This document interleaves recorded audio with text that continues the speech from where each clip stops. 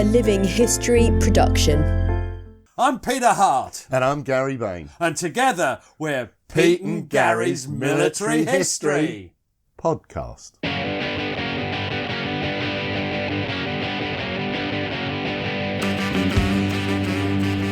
Hello and welcome to today's podcast. I'm Peter Hart and I'm with that lovely thing. Lovely thing. Gary Bain. A lovely thing. Okay. All right. Well, what are we doing today, I thought we Pete? were going to get an outbreak of army language there, Gary. Well, we nearly did. Now, today we're conducting a podcast about training 1914-1918. This follows on from our podcast of last week, which was largely about recruitment and enlisting. Yeah, it was offcuts from our soon-to-be-completed book. What's that called, Gary? Laugh or Cry. Oh, damn, I was hoping you'd... Yeah. Well, you've changed it so many times. No, I do keep changing it, yeah. I liked it when it was called Up the Arrows.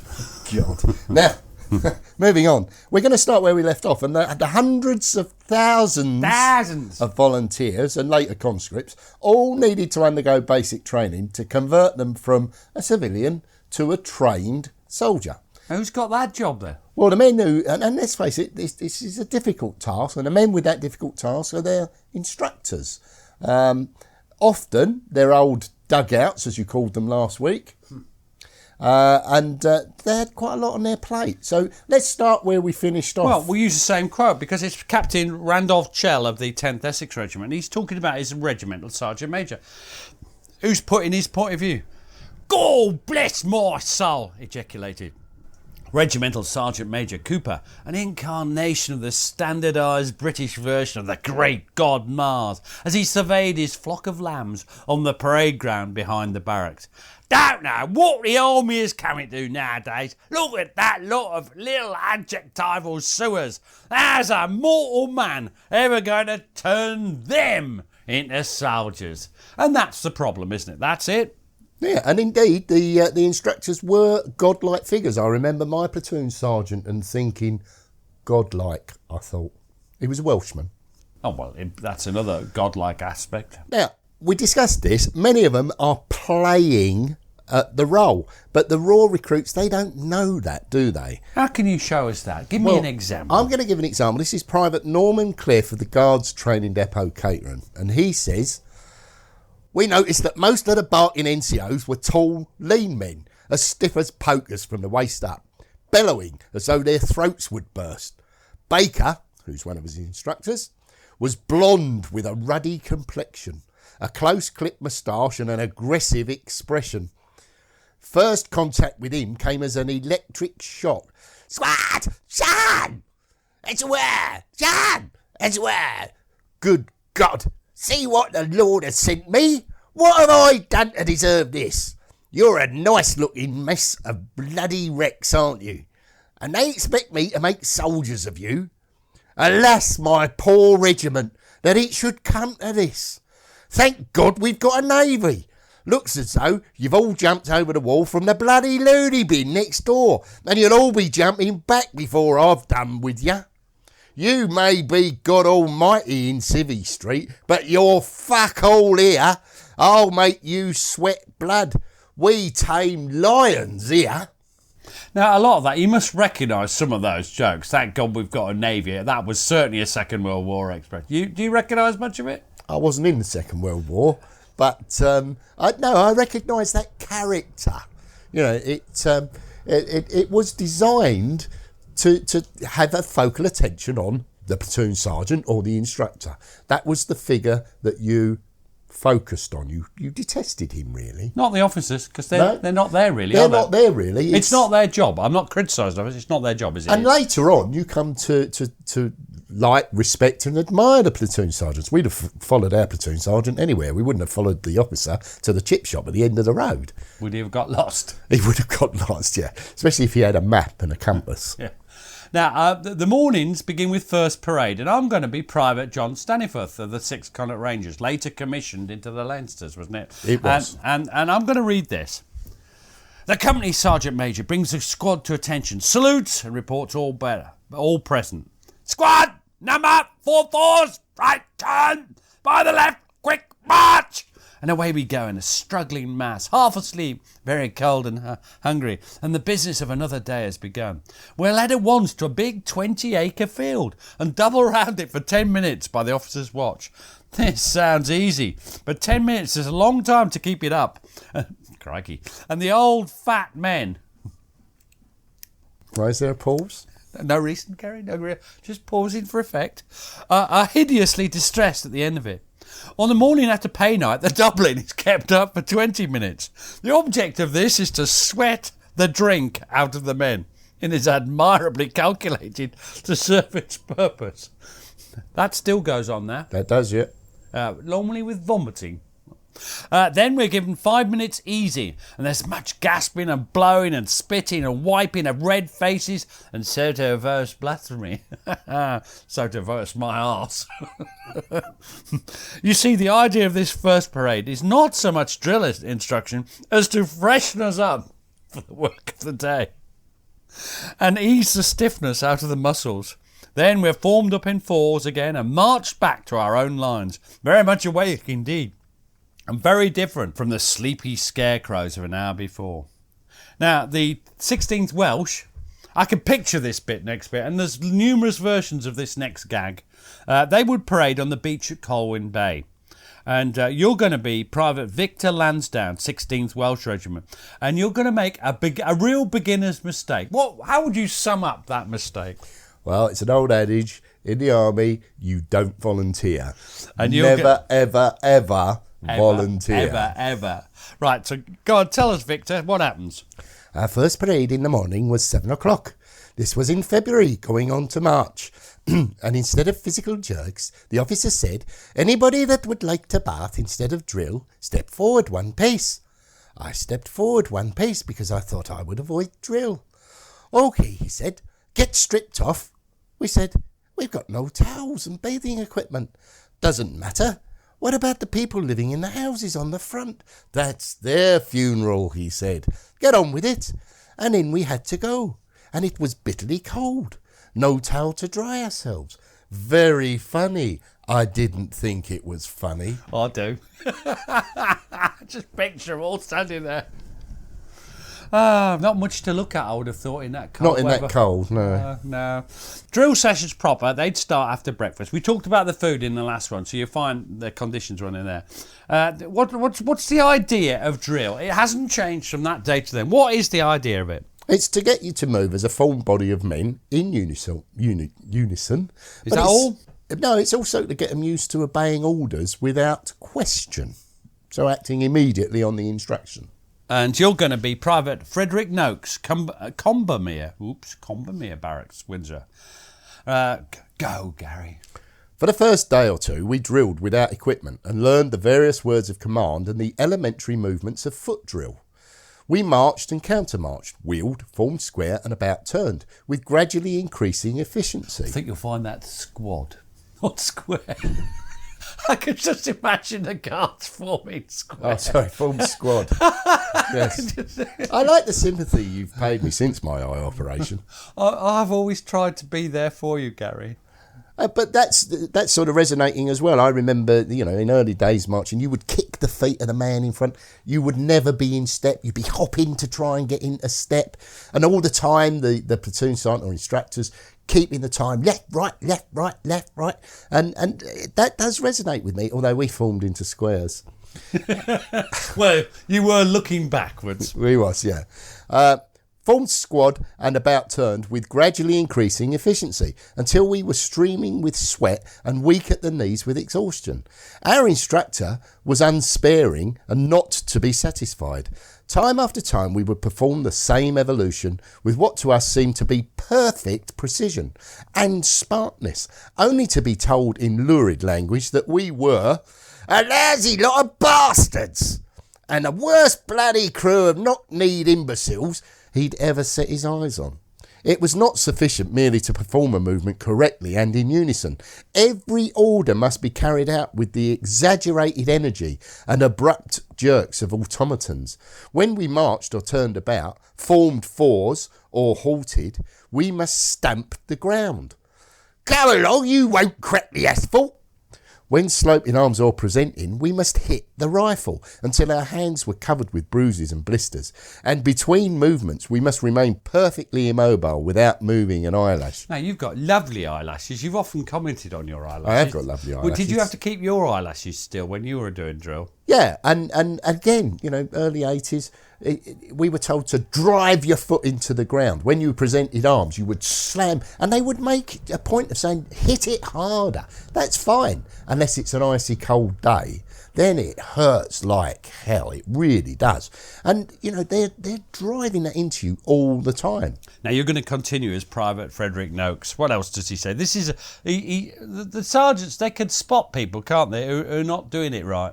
The full flood of his invective fell upon them. "I can work fucking miracles, I can," he would cry. "I can make even a lousy, horrible crew of fucking fuckers like you into soldiers. And I will too, by fuck." If our marching was not to his liking, he would often quicken the pace to almost impossible speeds. Left, right, left, right, left, right, left, right. "About turn, as you were," until we were pounding along with hammering hearts and bursting lungs, convinced that we must soon crack under the strain. Now they did, again, they would do that. They would do it at light infantry pace. And you would get into a real muddle, let's turn right turn, and you'd be spinning like round and round and round. And it was humorous, but at the same time, it's designed to get you working together.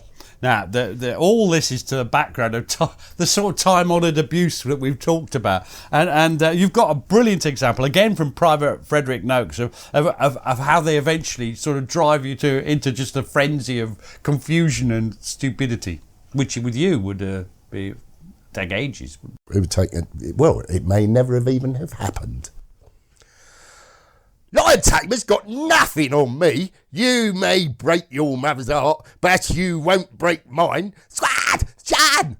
One of his favourite devices for waking us up was to give an order, countermand it, and give it again a score of times with lightning rapidity. "Form fours as you were! Form fours as you were!"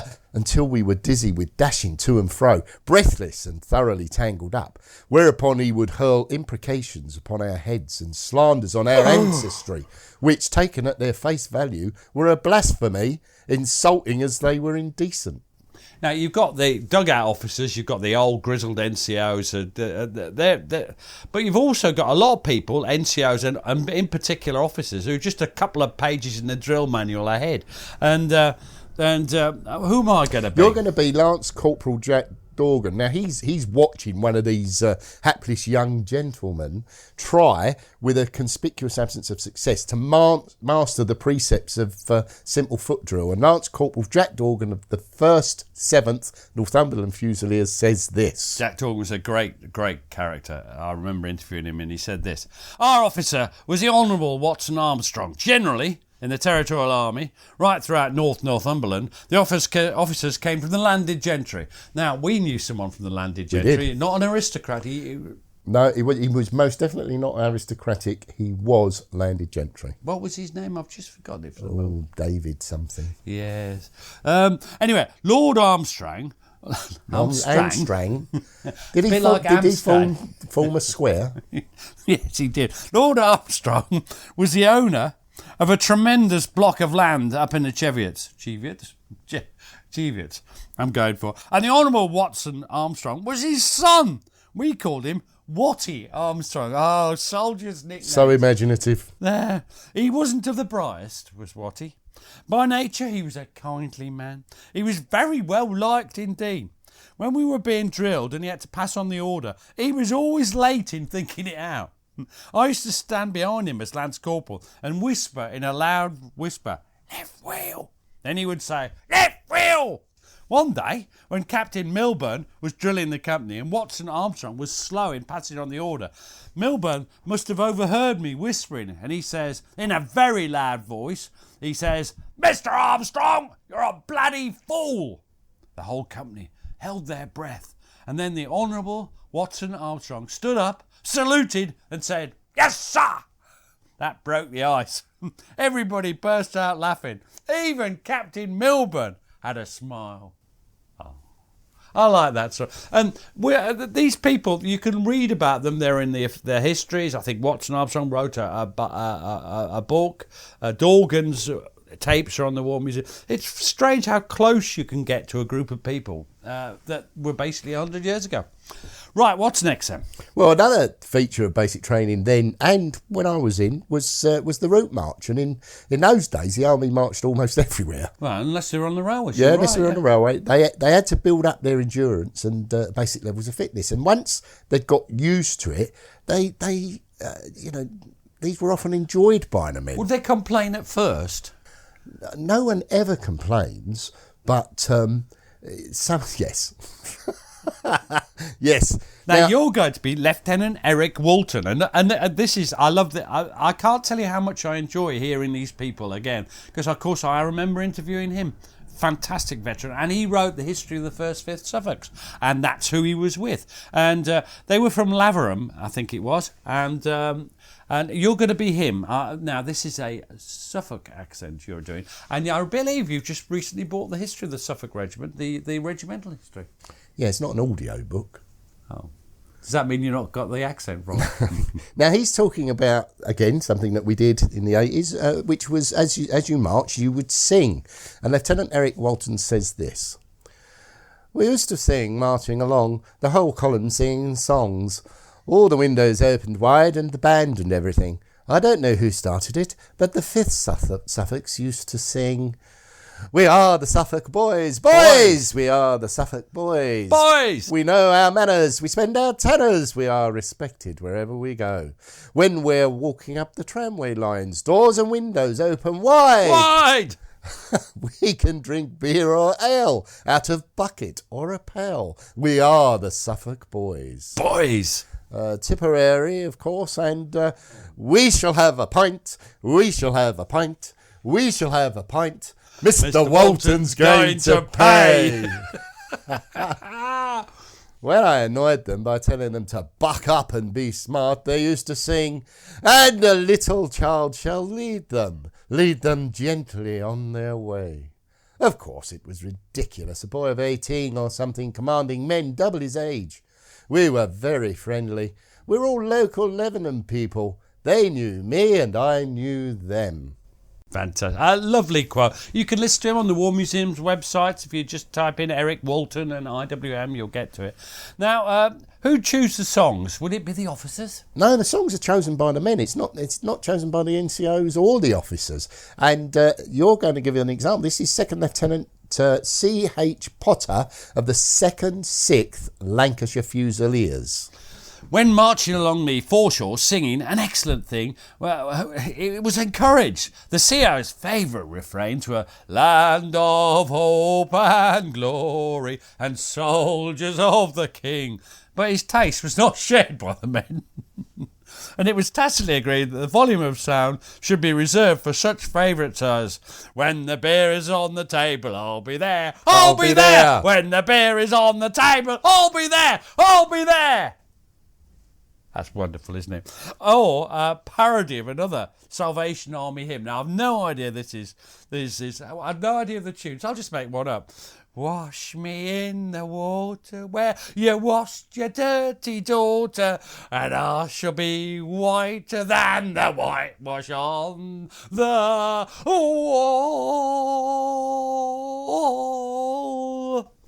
I'd have gone with "Wash me in the water where you washed your dirty daughter, and I shall be whiter than the whitewash on the wall." Well, that's obviously better. Yeah. Or better or different? Better. Now, so that's a bit of fitness we've done. Weapons training.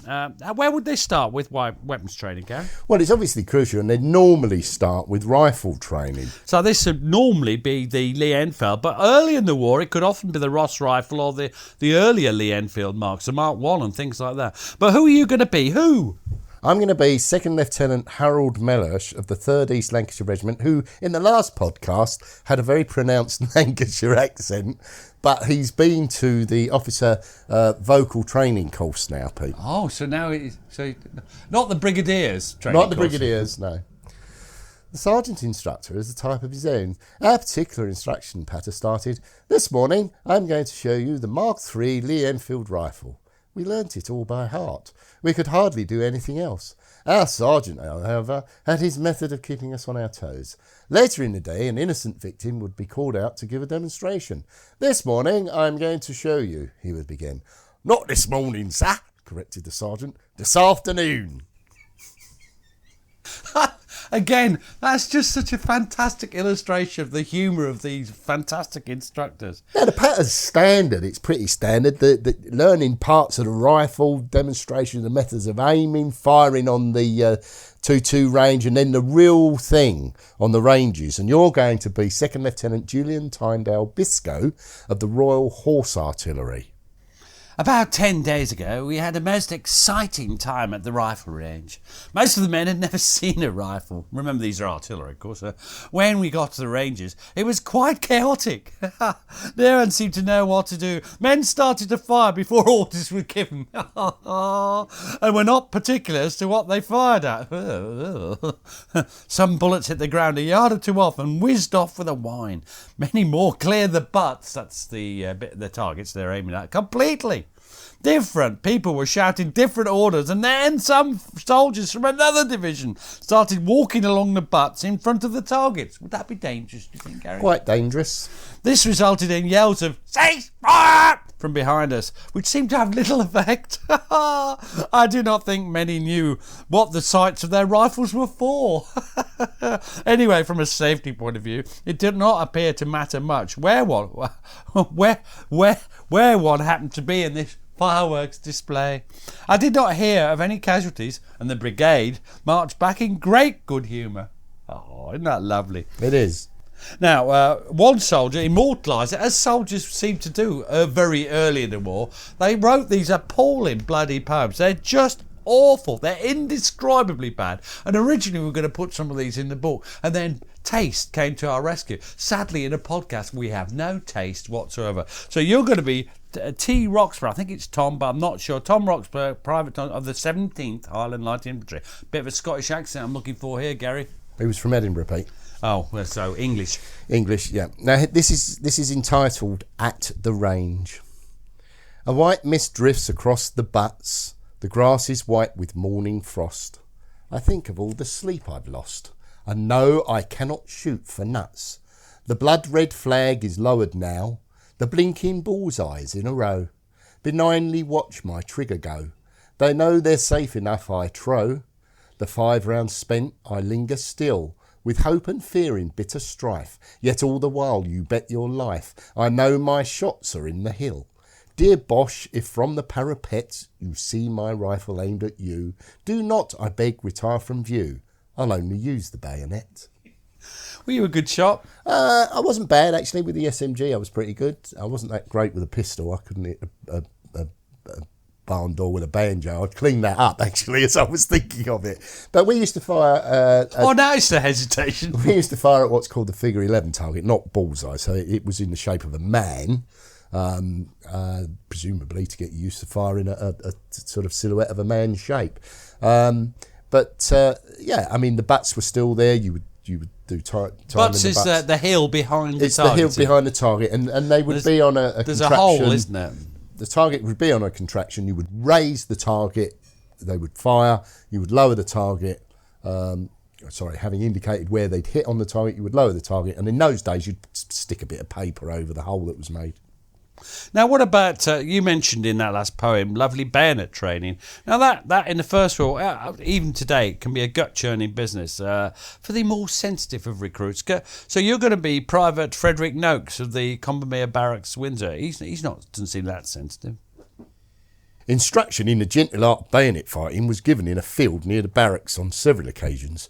It was strenuous and interesting, if one could forget what the straw-stuffed dummies we attacked were supposed to represent, though the sergeant's blood-curdling directions to twist the bayonet in his guts and jump on his face left little to the imagination.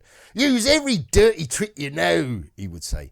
"Kick him in the privates, bash him with the butt, It's him or you. Now, this hasn't changed a lot, has it? It really hasn't. And you're now going to be another guardsman. We've got a lot of guards in these, but Private Norman Cliff of the Guards Training Depot at Caterham. What does he say? The most revolting exercise was bayonet practice.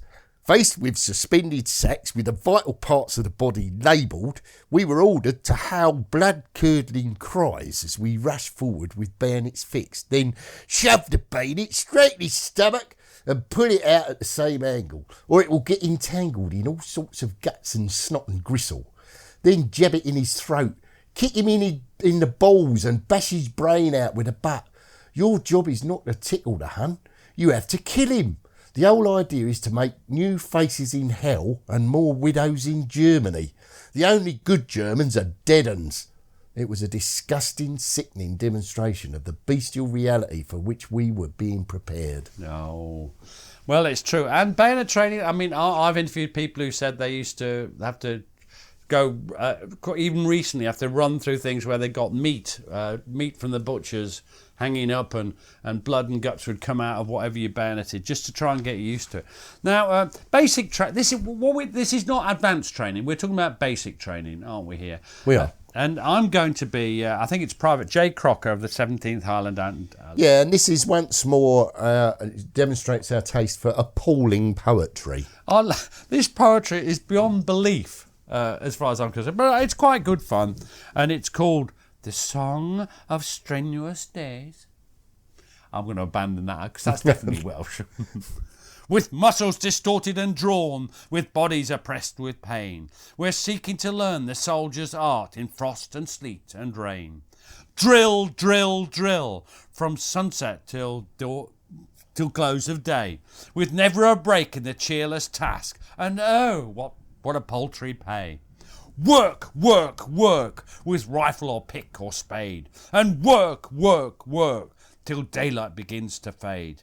March, march, march, o'er hills that are long and steep, and march, march, march, on the sands by the rolling deep. Manoeuvre, entrench, advance, take cover, detour, retire, with non-coms grousing when we are remiss, and officers spitting forth fire. Oh, the path to stripes is a narrow lane, which you passed a few times, and passes too few are given. Why did I do that? The private's course lies the way of the guards, and sergeants the route to heaven. Well, bogged it up a bit at the end. But. Yeah, and I often say that I made sergeant because I had 3 stripes, just not necessarily at the same time.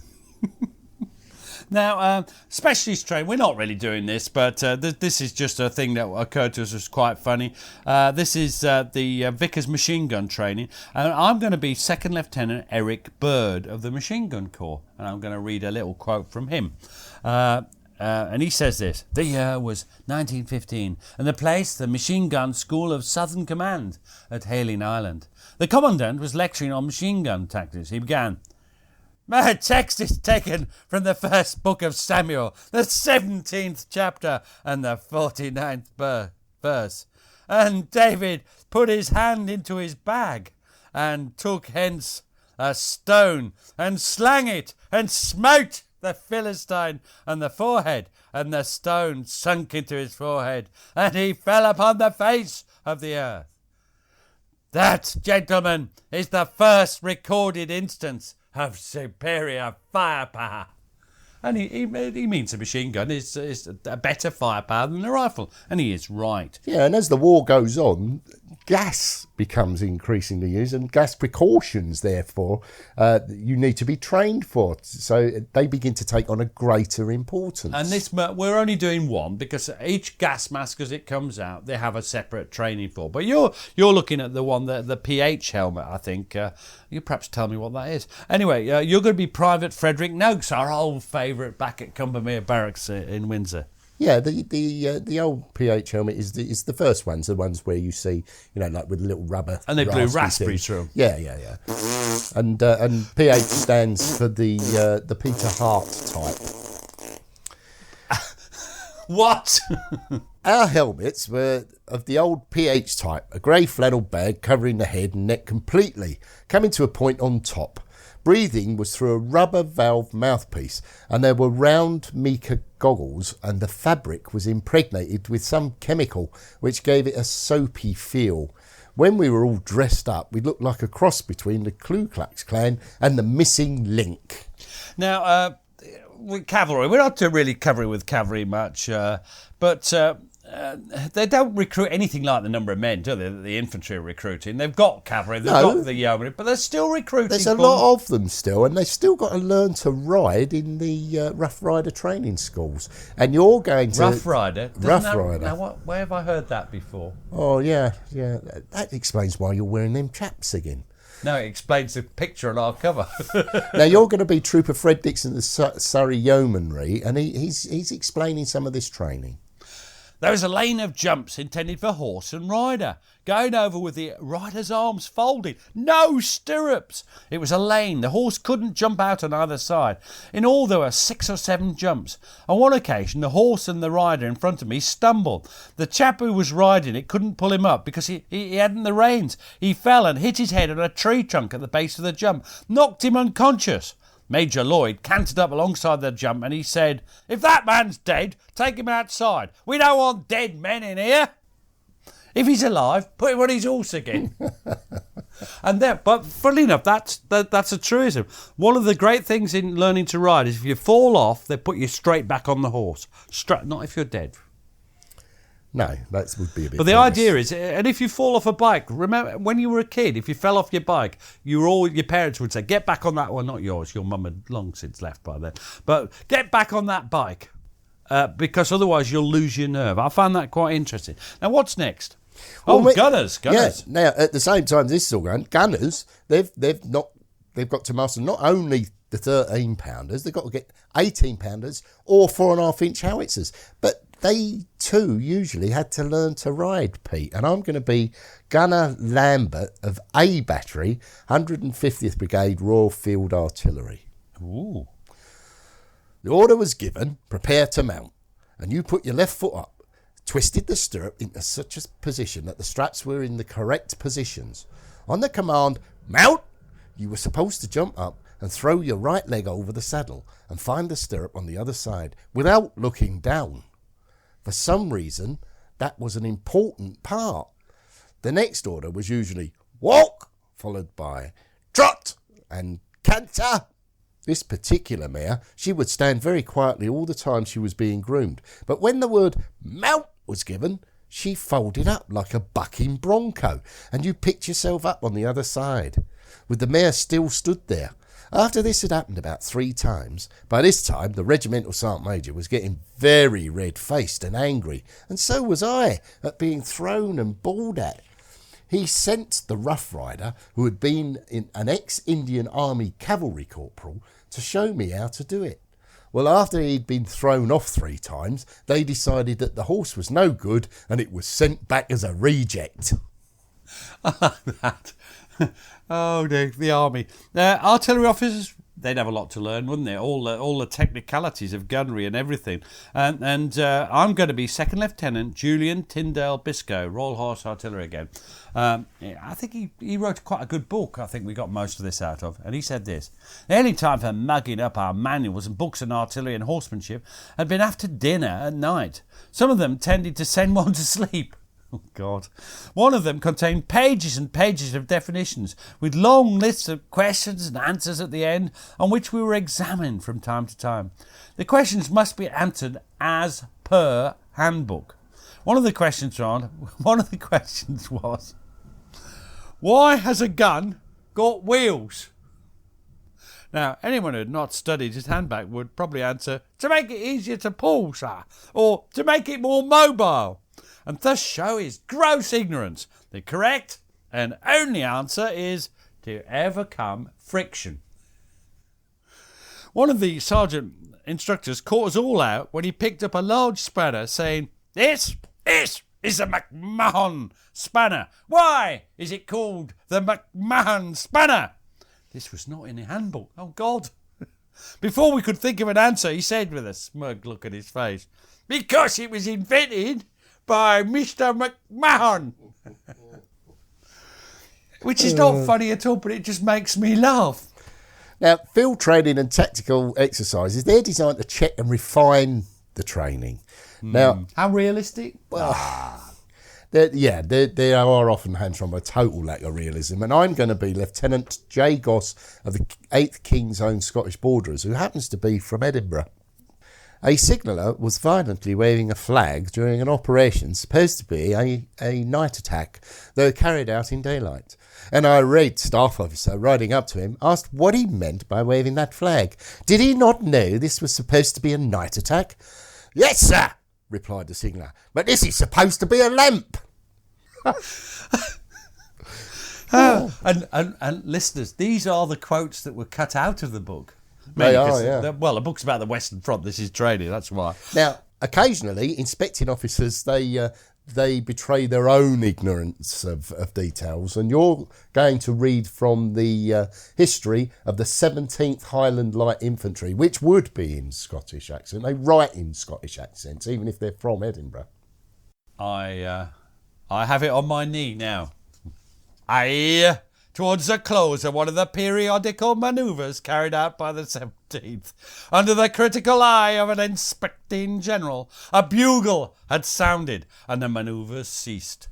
Officers grouped together and the men lay on their backs and talked. The general turned to one of the battalion officers, who were now beginning to assemble round him, and said, "What was that call?" He often did such things as this to test knowledge of detail. "They stand fast," said the officer to whom the question was addressed. Come, said the general. "Now, what was it?" He further questioned the company commander. No reply came. Then he turned to the second in command. "Major, what was it? Tell him." "They stand fast, sir," said the major. "Really?" said the general. "You gentlemen must learn the elementary things in soldiery. Bugler, tell these gentlemen what that call was." "They stand fast," replied the bugler. The general hurried on with the conference. "Oh, no, they stand fast, sir." Now, the battalions, they're often inspected by the local brigade and divisional commanders. Now, they could be tense and fraught affairs, as the history of the 15th Highland Light Infantry by Tom Chandlers proudly recalls when they were inspected by a Brigadier General F. Hackett Thompson, who was commanding their brigade. And you, once more, Pete, are going to read from a history, this time of the 15th Highland Is Light he from Infantry. Edinburgh? No. He's from Dundee. This new army brigade didn't know the regular army tradition and were astounded by the general's first inspection. The tradition is succinctly expounded. Fierceness on parade was the order of the day, and ferocity increased with your rank. Captains shouted a good deal and permitted themselves an oath or two. Majors, mounted, swore a good deal. The colonel was generally angry with everybody and let them know it, but the annual general inspection reduced them all to comparative silence. The intensity of the general's ferocity putting all minor efforts into the shade. Now, apparently, Hackett Thompson had a great reputation as a fire eater of the First Order. And the history goes on to say... Bloody Scottish. The general's abhorrence of long hair, although his own locks sprouted luxuriously. The nape of his neck was made instantly evident as he stepped along the fateful tour of the ranks. What's wrong with that man?" he demanded of a trembling subaltern who was struck dumb. He himself advanced on the offending private and knocked his hat off. "Say that!" he said fiercely to the subaltern. "Say that! Look at his hair, man!" And to the startled man standing now hatless. "If you were on active service, you would be shot." As happens, Sooner or later, however, to all martinets, he was taken aback when a hard-bitten private of the line, who had a fair growth of hair on a very blotched face, was tackled. "What's the matter with your face, man?" When the naive... Sorry. came the sharp and inevitable question. "It's the booze! Come on, sir!" When the naive confession was interpreted to the brigadier, the ice melted. He beamed and said, in almost benevolent tones to the man, "That's the frankest answer I've had in my career." Thank God there's no more Scottish accent. As the time neared when they were getting ready to be sent to the front, they'd often be inspected by the real great in the group. So not a brigadier or a not division. a brigadier. So what are we talking? Well, we're talking King, Kitchener. top brass. Now you're going to be Private Tom Haddock, and I insist on a Manchester accent after the purgatory you put me through there. The 23rd Manchester Regiment, and I ought to point out they're bantams. Yes. What are bantams, Bantams Gary? are short people. Sorry, I shouldn't laugh at my own comment. They're very small men. Very small. Named after the bantam cock, I believe. So feisty but small. Yeah. So what's Tom Haddock got to say? Lord Kitchener was inspecting the Manchester City Pals in Albert Square just before they went to France. We marched from Heaton Park to Albert Square to meet Lord Kitchener. He was stood on the steps of the town hall, and we marched past him. I'm carrying a signal flag, and I'm in the front of the company. As we got the word, "Eyes left!" I looked him full in the face. He was like his picture, a big moustache, and he started laughing. I thought, well, is he laughing at me? Actually, he was laughing because we were all small men, none of us over 5'3".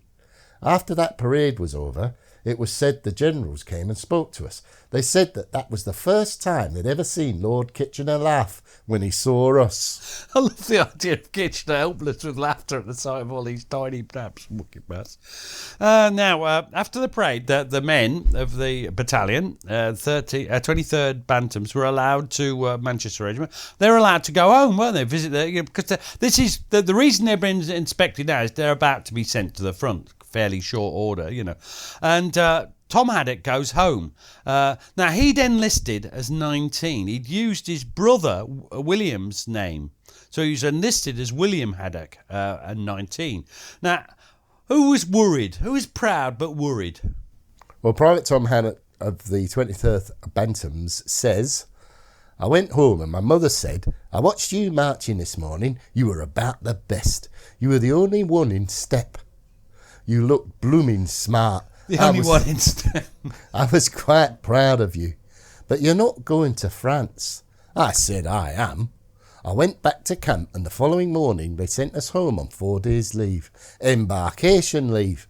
After that was over, we were going to France. I was 16 years and 5 months of age. I said to my mother, "I've come home on 4 days' leave. We're going to France." She said, You're as hell as like." I says, "You can't stop me." She said, "I'll stop you all right." Well, we went to Salisbury Plain. The following morning, we were on a medical board. I went on it, and there was a brigadier, a colonel, a captain, a lieutenant, all sat down at a table, and me in front of them. What the hell's this? They said to me, "Your name William Henry Haddock?" I said, "Yes, sir." "Are you 19? I said, "Yes, sir."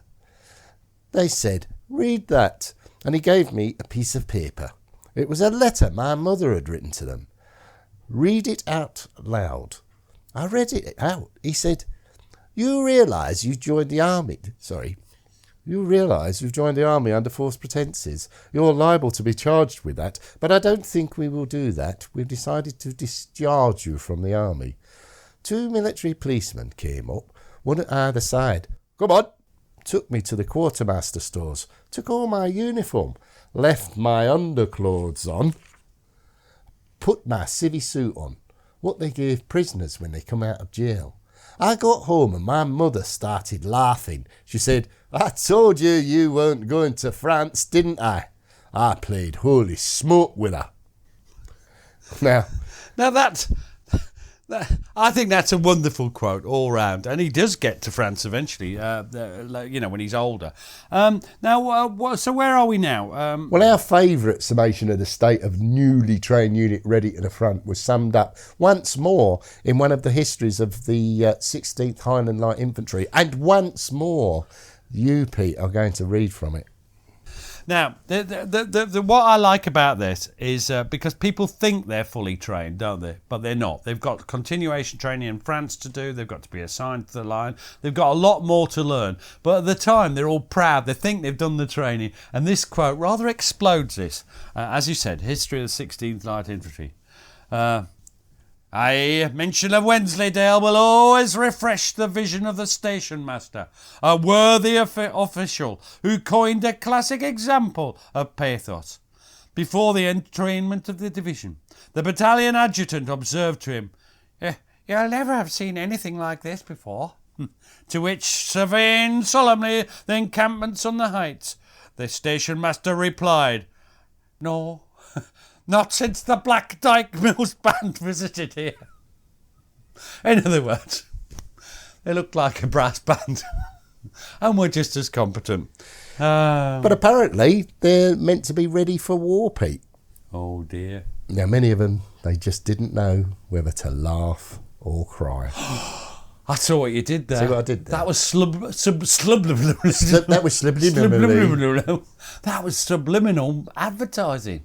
Oh, Matt'll be pleased with you. He'll say, that Gary, he's got what it takes. Just like the army said to you at the end of your career. What did the army say to you at the end of your career? Go and never darken our doorstep. Something like that. Something like that. Cheers, Gary. Hang on, Pete, before you go. Oh, yes. Because I get sad when you go. I just thought, because it's a lovely summer's day, although you've got the curtains drawn. If you go away on this summer's day, then you might as well take the sun away. All the birds that flew in a summer sky, when our love was new and our hearts were high, when the day was young and the night was long, and the moon stood still for the night bird's song. If you go away, if you go away. Bugger all that, I'm off. Bye. Bye.